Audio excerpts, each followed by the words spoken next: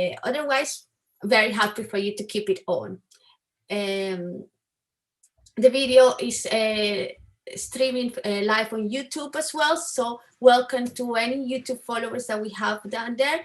Today, we're going to be talking about careers in education, in economics education and higher at universities. And we have a great panel today. We have Denise Holt, who is the chair of economics at Greenwich University, and Denise also leads the education committee at the Royal Economic Society. We have Antonio, hi Antonio Mele here from LSE, and Antonio is an associate professor in teaching at LSE, and Antonio moved from a research-led career into a teaching pathway career. So we are going to talk about all these different names as well in this session.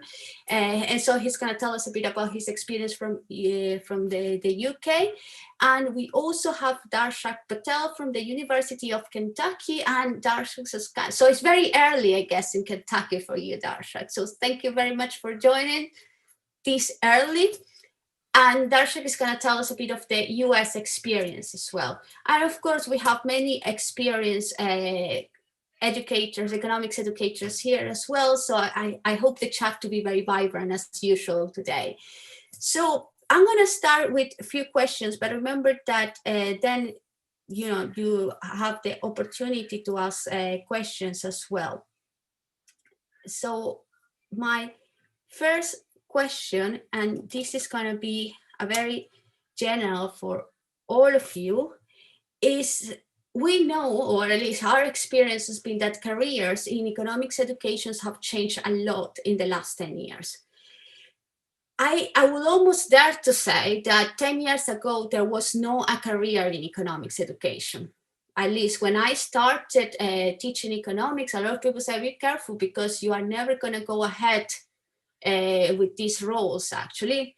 But can you tell us, this is a general question for all our panelists, can you tell us from your experience what has changed in the last 10, 15 years? That would be great. And whoever wants to start, Denise, let's hear from you first. So I welcome being invited to speak today, which is really nice to be on this panel. I think actually you're correct. The careers in sort of Russell Group and this type of university in teaching posts are quite new. They feel quite new in terms of progression. They've always existed. You've always had academics who focused on their teaching, but the sense of there being a career track and a pathway and a specialism has probably grown from things like the HEA fellowships and ability to be able to evidence-base what we're doing and the things that we're doing. But I think it's not unusual to have career teachers in other types of universities. So Greenwich is a post-92 institution. And I think, in fact, the revolution has been the other way around in a university like Greenwich, which was many are university teachers who are now having to learn to bring research to the fore. And so now what you see, or at least I see as a head of department, is a group of people who fit into that nice mixed bag of skill set, where we have some research and some teaching, which enables us to move between the two groups. And sort of the two different fights, the fight of the research active in a university like mine to maintain their research and keep it live with heavier teaching loads than you might see in UCL, for example. But then the same again, a kind of a fight for recognition, which is why it's really nice for the Royal Economic Society, I think, to take on that and introduce a panel and a committee that I now chair. So it's interesting times because I think the evolution has come on two different sides for different groups of universities. And of course, there's a whole group of universities that I've never worked in the private provider world, where research doesn't seem to be talked about at all. And I think that's really important, first of all, to know who I'm applying to when I'm applying for a job and thinking about what is the focus of the university. Yeah. Thank you very much, Denise. Antonia, do you want to tell us your experience? Yes, I actually prepare a few slides, if that's okay. Can I use some slides? I think so. I just need to ask Maddie. Maddie, any technical issues with that? Okay, Okay, go so ahead. now I think I can share the screen. Yes. Let me see. Here we go. So let me go in presenting mode. Okay, so let me talk a bit about the evolution of the teaching careers in UK. So this is actually my interpretation of how it evolved. So it's a little bit simplified probably for some of you that have been living this, but let me give you an interpretation of what happened. So I think traditionally we had some figures that I will call for simplicity teaching fellows. And these were basically the only figure that was available for teaching focused careers. There was no really a career, I would say. This was mostly temporary position, or these were people that traditionally had done research, but then they decided that they were not particularly research active and it was time to dedicate themselves to teaching, or maybe they were external contractors, if you want, people that were coming to teach a few courses. And the kind of job was a little bit something like this. You know, there is this course of economics of the penguins in continuous time. Somebody has to teach it. The person that was teaching it is in sabbatical. We need someone to cover for it. So we hire someone temporarily to do that. So again, I'm simplifying a lot. There were some admin staff, there was some pastoral care involved, but not much more. And most likely other tasks that nobody wanted to do. And often for newly graduated students that was finishing their PhD, that was like a gap year in which they didn't really focus on teaching or making a career in teaching. It was mostly like a gap year to finish some of their paper and trying to find a research position later on.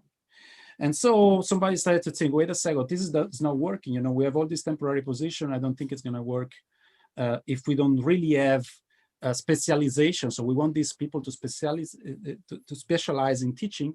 So let's make it, let's make this teaching fellow position like a multi-year kind of contract.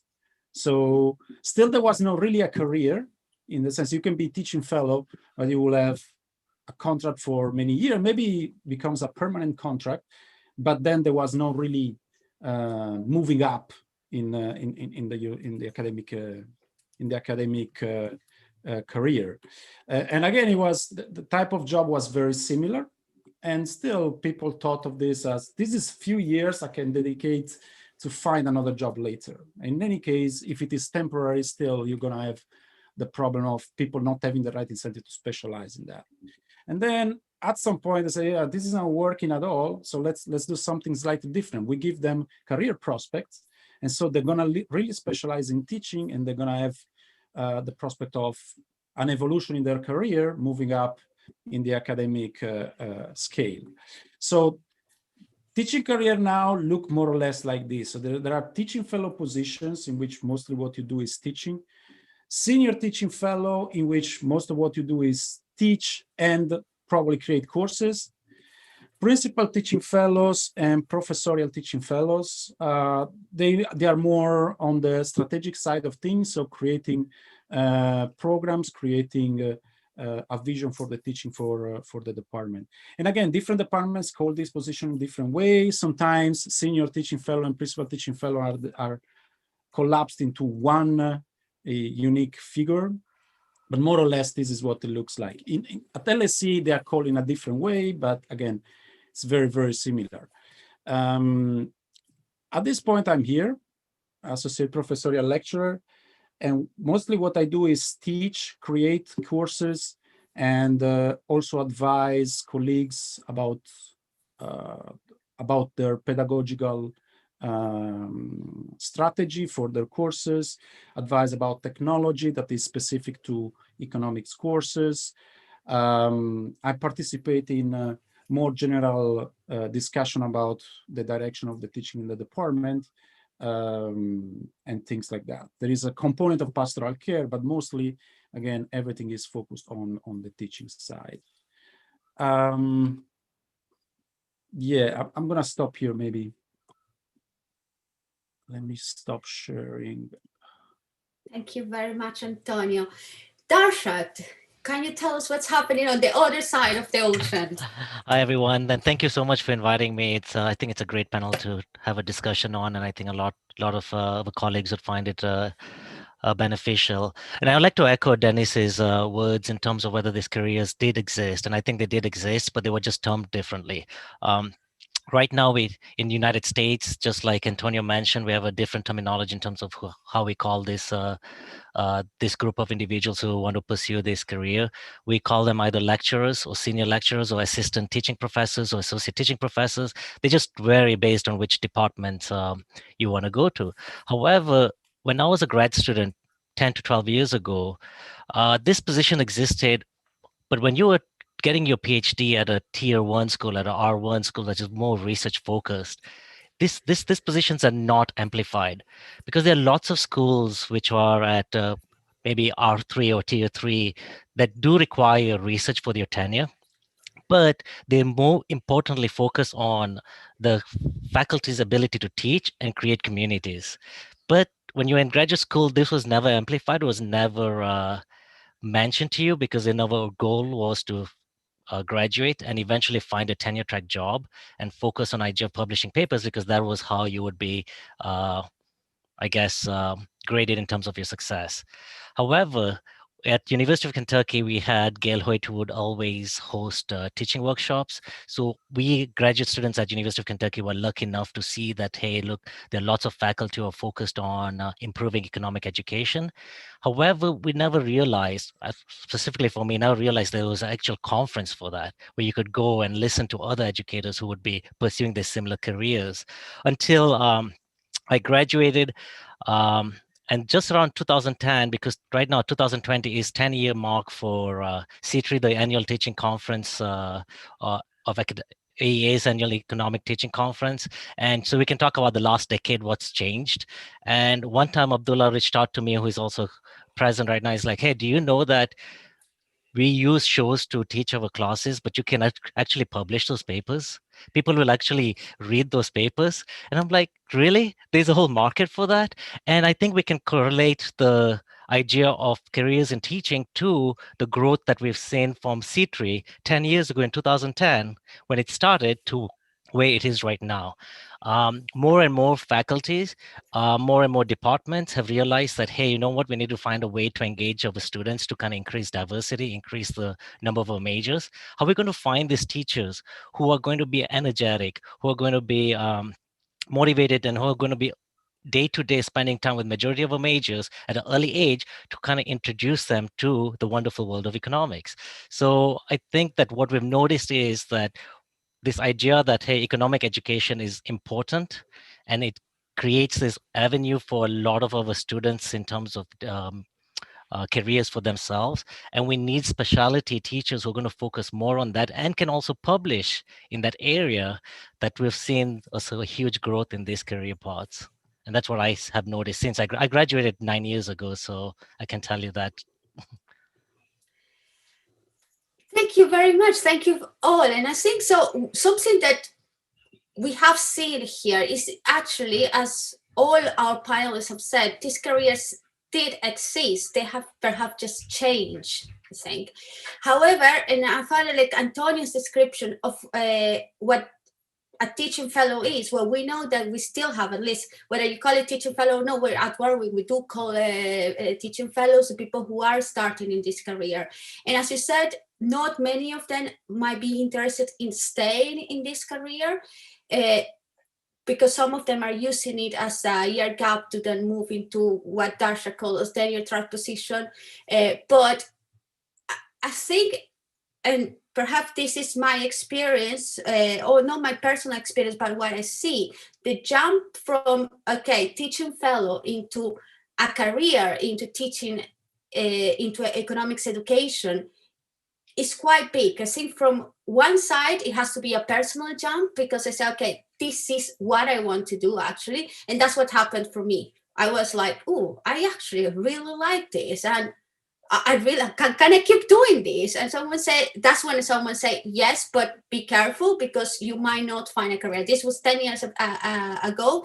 Someone did give me that advice, and I was in a I was in a place where teaching was very important, but was also a pushing to do more research. But so I guess my question here would be for the panel is, what would you, it's not just teaching. We all know that our job is not just teaching. So what would you tell someone that it is a teaching fellow right now, that perhaps it is in one a temporary position, 1, 2, 3 years? What do they need to do in order to become that teacher that Darshak was described, the enthusiastic one, the one that wants to go further, that wants to have a career? What would be your advice for, people that is, and I think a lot of people who might have joined today are going to be interested in listening that. So whether it's in the US or whether it is in the UK, and what perhaps are the differences. So anyone wants to start? Of course, I'm not, Denise, either Dasher or Antonio. I'm going to let Denise down for last. Let's start with Antonio. Come on. Okay, so what a person needs to have to be in this career. So I think definitely passion for teaching as a primary thing. But so when we try to hire people in the career track, what we look is usually if they have done some innovation in the teaching that is particularly effective in the experience of the students, in the learning. And also we look at if they have experience of designing courses. That's for more advanced positions usually. For lower I would say like entry-level position in teaching career, I think it's sufficient to have enthusiasm for teaching and having some evidence of great teaching. That could be coming from teaching evaluations. It could be coming from teaching prizes obtained during graduate school, for example, or in previous teaching positions. For progressing, I think one thing that is important is that you don't stop at teaching, and you start having a view of the teaching in a more strategic way, in the sense that apart from designing courses, but how courses interact with each other, for example, in a program, how you can design new program scrambling around existing courses, for example.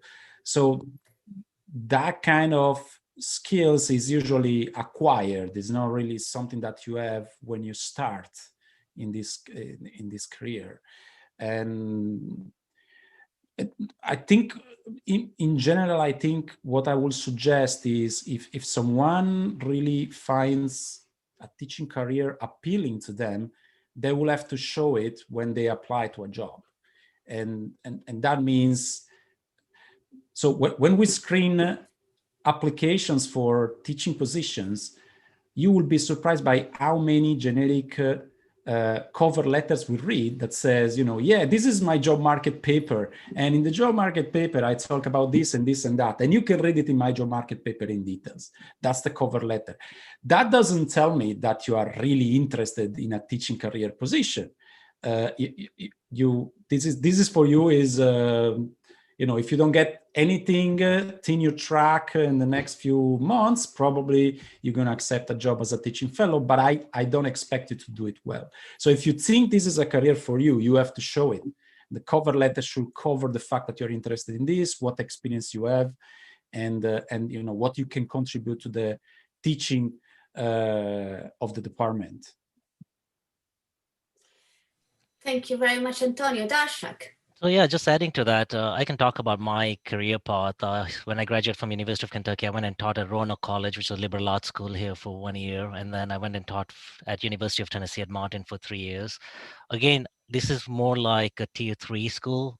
They do want you to produce papers to get tenure, but the research requirement was maybe 3 papers. They were more focused on me being a good teacher and engaging students. And I think I learned a lot of the skills over time, especially coming from University of Kentucky and having Gail as a mentor, and then, having colleagues such as Abdullah as my co-author and Brandon Sheridan and so on, really helped me build that skill set. But a lot of the skill sets you earn and you learn through work experience. So it's very difficult to jump into this career path straight away from graduate school unless you go to a certain program, such as University of Delaware has a PhD program that specifically lets you write a dissertation on EconTEAching and so on. But what I like to echo from Antonio is that one thing that I've seen where these positions are moving towards is the ability for this individual to be an important or critical part in bringing in revenue, especially after what we saw happening right now with the pandemic. So one, be innovative, definitely. Find ways to solve problems. That's an important skill to have in this career path. What you're also going to see is a lot of these positions are going to have a huge tag along with admin duties. A lot of tenured professors are pushing up a lot of these admin duties down to the lecturer level or the senior lecturer, such to a point that my lecturer position is 9 months. Now they're pushing this lecture position to be 12-month contracts where 60% is teaching, 40% is admin. So the ability that if you're a grad student, you could become the head of TAs, be able to help the graduate program schedule classes. Learning those kind of skill sets would kind of get you that idea that what is needed from you when you move that step as well. Definitely the idea of being organized one, I really always talk to students because you will end up teaching large lectures. The ability to control that large lecture, making sure it doesn't get chaotic, that'll be really important. You'll be training other teachers as well. That's another skill sets to think about. So building a community. I love the Teach Econ community that we have built on Twitter and on conferences we see, being part of that. And then big thing that Antonio mentioned, building your brand. So, the generic cover letter, I tell students here at University of Kentucky, graduate students, to start writing their teaching philosophy from the first year because it's going to evolve for 5 years. So I like to call my teaching portfolio my life as a teacher, and I give it to them. I'm like, here's my portfolio. Try and replicate and come up with your unique branding that will make you successful in that career path. Thank you very much, Darshak. Denise. Yeah, it's quite interesting because I see it more evolutionary, I think. And Claudia's put a question around PhD supervisor, which I was writing, so I'll just delete and I'll say it instead. So essentially, as a PhD supervisor, it's my role to make it possible for you to have as many opportunities as possible. And so my PhD students were quite lucky at the IOE because I was at UCL's IOE before I became the head of department at Greenwich. And it meant that they could research at the IOE and gain the best from this environment. But there's more teaching opportunities at Greenwich in the business school than there were. So at the right time in their PhD program, I made a move. They kept their PhDs obviously at the IOE, but they were then open to the opportunity to teach. And now it's about being selective. So I think what the PhD supervisor really has to do is enable the students to get lots of different teaching experience, not just teaching the bit that no one wants to teach, but maybe teaching with me on basic econometrics, experience in the labs, experience in the teaching and the tutorial, maybe running an online session. Right now, it's quite exciting, I think, for PhDs. Sorry, my kids are just coming home from school. 1 second. Can you close this door, please? Now, close door. So sorry. There you go. So I think it's quite exciting right now because you've got a lot more opportunities and your supervisor is teaching. In most cases, even the most research active is teaching. Watching someone else teach and being invited along to teach with them, to watch them, to learn from them, to critique them even. But it does take quite a lot of commitment on that side. And so I think if you're interested in teaching, supervisor has the space to open those things for you, but also has the space to close them down. So another conversation you hear a lot of is, oh, don't do that, focus on your job market paper. You don't need to do that because you've got a scholarship, Denise. You don't need to teach, Denise, you've got a scholarship, which was the one that was always used with me. And it's true, I didn't need to teach, but I wanted to explore, to work out who I was, and the PhD is part of that journey. And then again, I'd just like to highlight there are many different types of universities. And so in that context, Some universities it's easier to find, and I think in the business schools it is easier to find opportunities to teach because there's just so much more of it. That's my perception, than there is maybe in a traditional economics department within the social science faculty. And I think, just be mindful of what type of teaching you're being asked to pick up and be selective and think, yeah, if I've done 3 years of covering basic employability skills, and I know that that's a specialism of someone on the panel, so I shouldn't, someone on the call, but, if I'm done that for 3 years, maybe I shouldn't really pick that up again this year because it's easy. I should try to stretch myself and say, you know what, I'm an econometrician, I'd like to teach some of that too.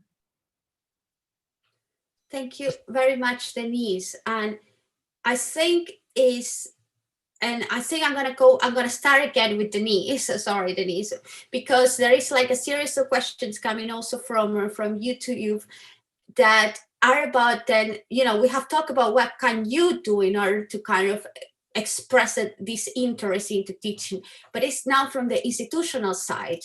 And these ideas that, well, first, for people to choose this career, to take it more seriously, of course, they need institutional recognition. It is very important, otherwise it becomes like a second choice. So what do you think institutions have to do in order to make these careers more attractive? That would be one question, and it's going to be like a composite question, so you cover a few points all together.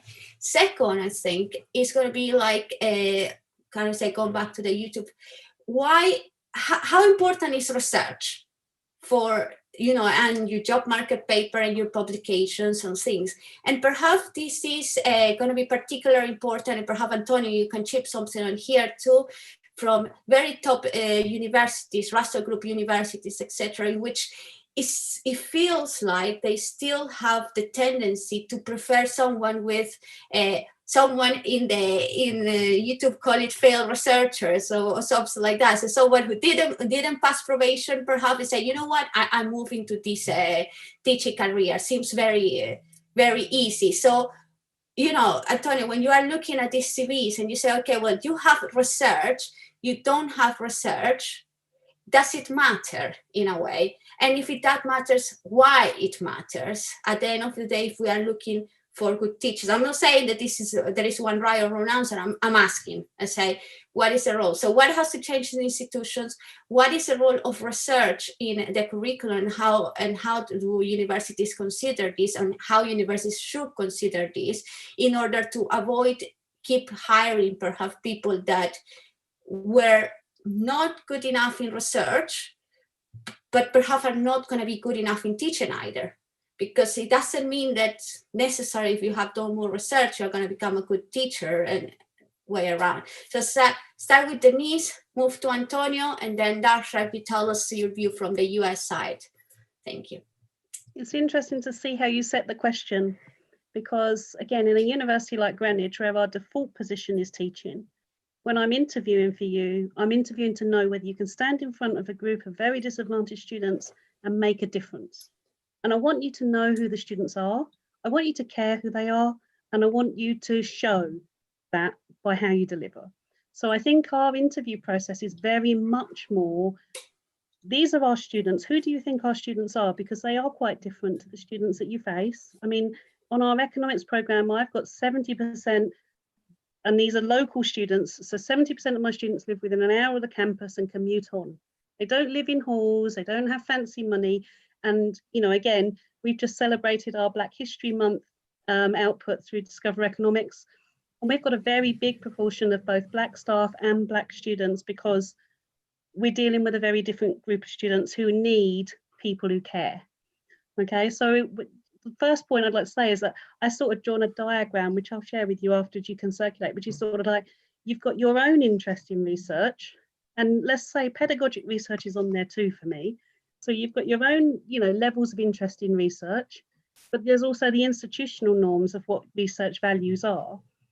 And I think that it's about working out where you fit on those spectrums, both in line. Are you in line with the university's focus, or are you in line with some other focus, and therefore it's going to be a bit more of a battle? In terms of what the institution could do, I do think that it's really important for us to have everyone research active in some form or other. And I don't mean that you're all publishing papers in American Economic Review, okay? But what I do mean is that you're engaging with literature. So one of the questions that we ask a lot, even of our teaching track, as you'd call it, our lecturers on the teaching and scholarship pathway, is what does that scholarship piece mean? So yeah, you're a great teacher. I respect that a great deal. It's very much valuable. That's what I want to recruit. But how are you keeping up to date with your skill set? How are you keeping up to date with a discipline that is moving all the time? What is the bits that you're plugging on to be scholarship? And traditionally, we would have seen that in your job market paper. Your job market paper will say to us, that person has at least read the literature in the last 3 years. Tick. Okay. But the question I then have for your interview is, what are you doing going forward? Now, that might be that your specialism is around how you teach, but you still have to keep up to date, don't you, with what's going on. We have a discipline that is moving very quickly. And I guess that's what you're demonstrating. You don't have to publish to care about what's going on, but you need to be able to evidence that you do. And I think that's why research matters for me, because you've got to teach it. We're on the frontier of knowledge. I changed the background on purpose. So I think that it's important that you evidence that you're keeping up to date with it, how even in a small way. Yeah. Thank you, Denise. Antonio, you are from the other side of the spectrum in a way. No, yeah. So I'll say my personal story is quite different, because I started with the research focus position, and then I got bored. Let me put it this way. I literally got bored. I was bored to death to do research. It was like any other job for me, but I was really passionate about teaching, and so I moved to a teaching focused career because of that. And I will say the research bit of a profile for some institution is important, because, so I'll tell you that LSE consider quite careful the research, because they are famous for having very technical courses. And so if you have to teach in those technical courses, you need to have the technical skills. Let me put it this way. As Denise was saying, you need to be up to date, not only with the literature, you need to be up to date with the methodologies and the techniques. And so I think they are, let's say they are a little bit more picky on that side when they look at CVs also for teaching careers. I'll say, I feel it's very important to keep track of what's going on in the profession in terms of research. And I'm kind of missing that in some sense. At the moment, I don't have a lot of time to read much or attend seminars. So I try to do my best, but with all the pandemic and all these things, it's very difficult to keep up to date. And that's a big problem looking forward, because as I was saying, as Denise was saying, you know, the evolution of the profession is so fast that you get out of date quite rapidly. If I have to suggest something that is thinking about a teaching career, is I feel this is more like a personal choice that you have to make in some sense. And I'm going to say maybe something that is not very popular, but it will be, for me, it will be impossible to convince PhD supervisor to take teaching careers seriously, because they see it as a failure of their supervision. For a PhD program creates new researchers. They don't create new teachers. That's their main business. And if you have someone that says, you know, I don't want to do research anymore, I want to teach and have a career in teaching, for the supervisor, it's a failure. So I don't think we will be able to convince PhD supervisor to sponsor a teaching career for their students. They're going to see it as, okay, yeah, probably you're not going to get a good position as a researcher, so you may want to try a teaching career. I don't think we're going to change that. I think what we can do is we can look at the PhD student side and convince them that, no, this is not a failure. I mean, again, my story is very special because I started as a researcher, but I really love teaching anyway. And so I could manage the two things for a while, but then I just got the feeling that teaching was better for me. And I think there might be students that actually think that from their PhD years, they don't really enjoy the research part of being an economist, but they really enjoy the teaching part. Again, it's going to be difficult to convince their PhD supervisor, and that's why I think they have to be more. We have to make a more moral suasion on their side to make them understand. If you want to do that, that's fine. I mean, there's no shame in not trying to have a research career. People are different. People like to do other things than research. And if that's the case for you, that's fine. Your supervisor does not agree. Well, okay, it's his problem. But, if this is something that is interesting for you and you want to do that, that's it. So you have to pursue that. And again, pursuing it means you write a nice cover letter for a teaching position at UCL, and that is going to be read carefully and is going to be examined for a teaching position, not a research position. So your PhD supervisor might not even know you do that. So anyway. Thank you very much, Antonio. Darshad. And by the way, I think it's Claude and Param are reading your cover letters for UCL. So in my case, I'll give you my experience. I was in a tenure track position, and my tenure track position, again, was not really difficult in terms of getting tenure. It just needed 3 publications where they counted the dissertation as a publication, even if it didn't go anywhere. So I would have gotten tenure easily. I was in my 3rd year.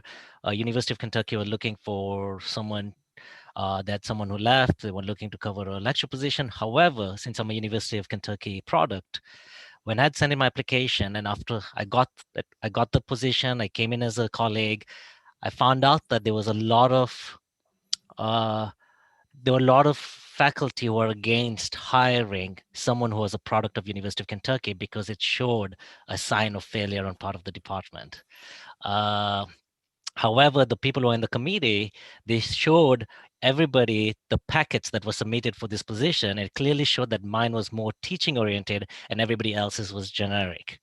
And it kind of gave some form of information to the rest of the department, but that's where it was. It was very difficult for an institution to change their mindset, just as Antonio was saying, in terms of like, hey, I worked with this particular person and I do not want them to try and throw away their career and go into a teaching career rather than where you have a chance to work on a researcher career per se. So I do ask my graduate students to continue working on research and finding a research-oriented job. But something that someone had mentioned on the chat, I think it was Abdullah, about jobs from the demand side, how they're advertised.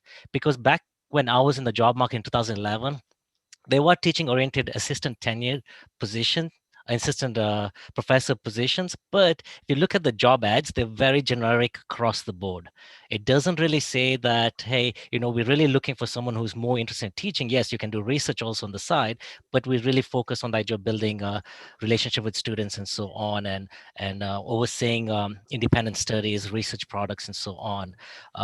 But we need to see that changing a lot. Of course, with lecturer and senior lecturer positions, they're very direct.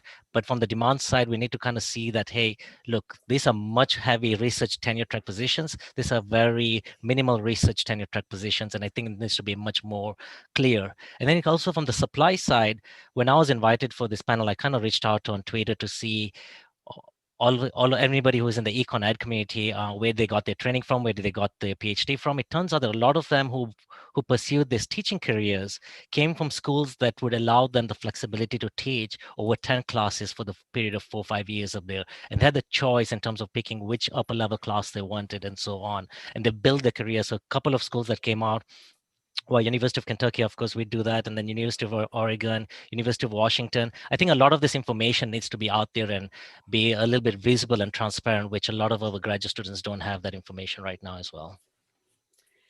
Thank you, Darshak, and that brings us very close to what was my second, my next question coming from all the chat conversation that is going on, and is that what can we do? And of course, this is very, Denise, you are the Royal Economic Society now. You're pushing for these things, like to make these advertisements of teaching positions as prominent as the research track positions are, and as clear in a way.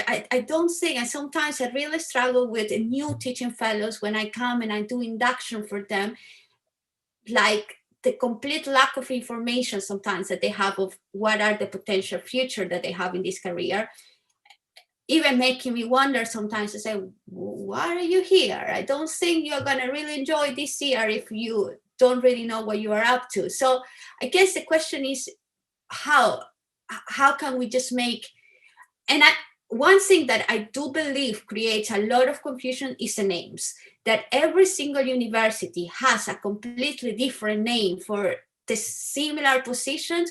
It's just so confusing. So I think that's something that perhaps we could work on, because it's not even like US names are different from the UK names.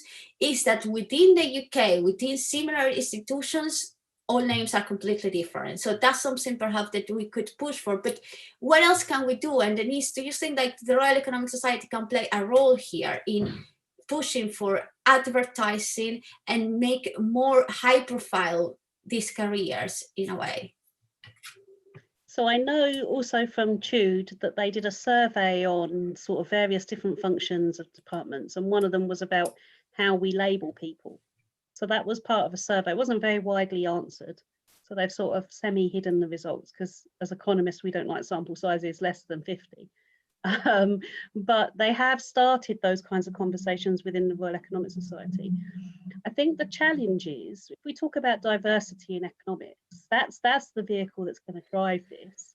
Because what I see in the chat, and also what I would have, what I would like to say, is that what happens often is that teaching track has, in many institutions, and again, I'm going to say that's different for some institutions, and there's a reason why, universities in the UK are different, but for some institutions, the teaching track has often been where people get stuck. Maybe you take time off for maternity leave, which would have been my case. So I come into teaching track because I was bringing in ESRC funded projects, and I was doing really well, and I was in a postdoc and all of this.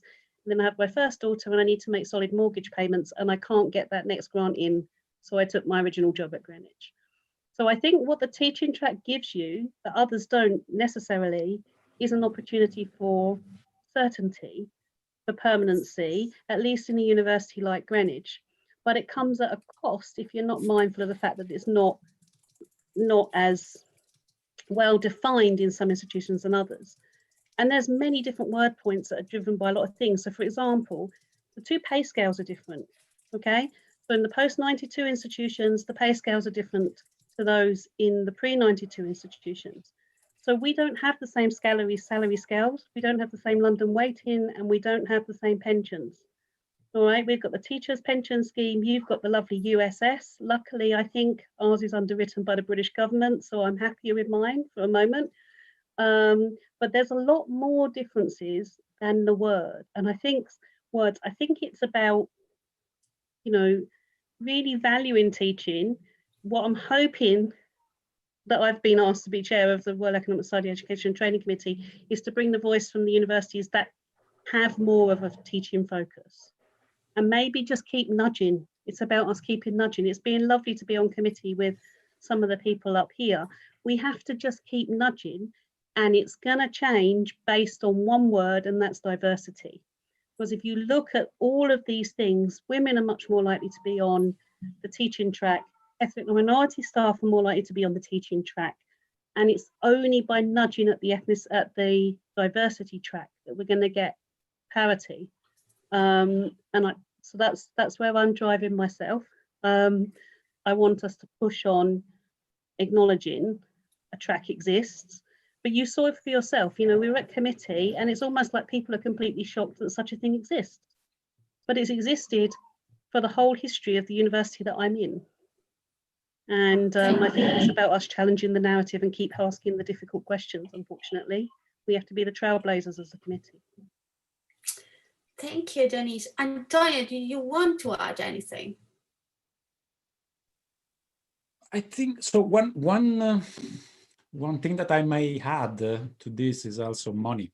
Let me put it this way: brutal economists like kind of fruits, but these positions are usually not extremely well paid in most universities, and I think this is part of the reluctance for some people that may be interested in this position to get in that career track. I think something is moving in also in that direction. And for example, I think LSE understood that very well, and definitely they pay a premium with respect to other similar positions in the market, I think. But I think that's one issue. That's one issue. I don't know how that is an issue in US, for example, because I think for what I've seen, some teaching positions in US are very well paid. But in UK, they still are lagging a little bit behind. And I feel that's part of the problem. So if we're economists, and honestly, we respond to monetary incentives. So people are afraid that they're going to be stuck in a career that even if they like, they're not going to be, it's not going to let them have a comfortable life. I'm not sure actually this is one of the main concern, but I think it's one of the concerns that some people have on this, and I've spoken. I think that's a very good point, actually, that yes, so people will make that comparison on the money side. I think we have one more quick question. Ramin, you wanted to make it live though. Yeah, I mean, a related one.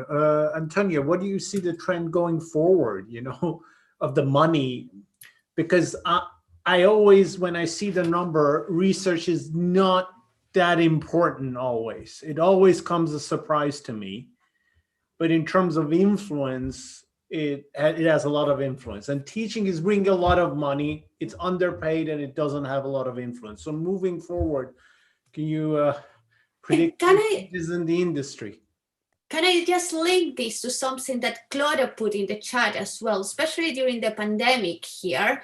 There has been a lot of calls for expertise in teaching, and suddenly many of us have been, excuse me, I have been saying this for so long, and you are not even asking me now.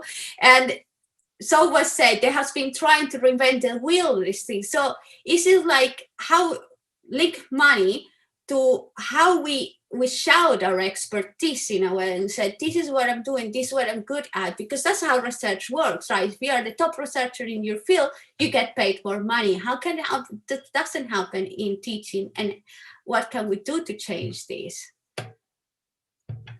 I think that your promotion criteria, even on the teaching track, doesn't really work in your favor here, even at a university like mine. Okay, so I've put the case up there. The MBA program leader, the international business, is the biggest program in the university, sits in my department.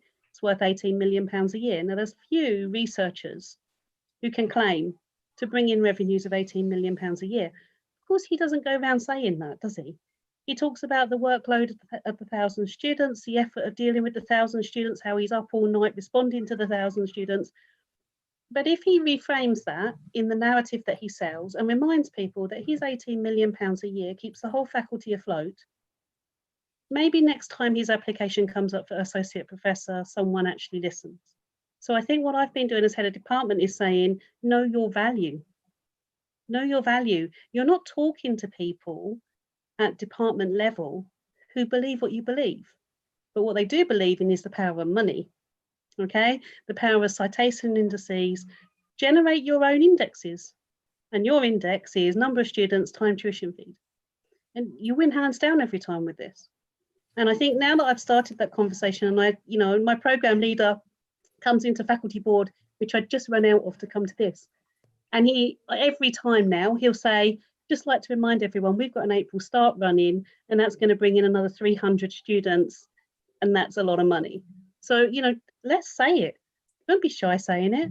You bring in the money that keeps us all going, and you underwrite the loss leading research. Now, we want the research for other reasons. The head of department, I want the research for other reasons, but let's put the reality of what you're generating and say it. Keep saying it.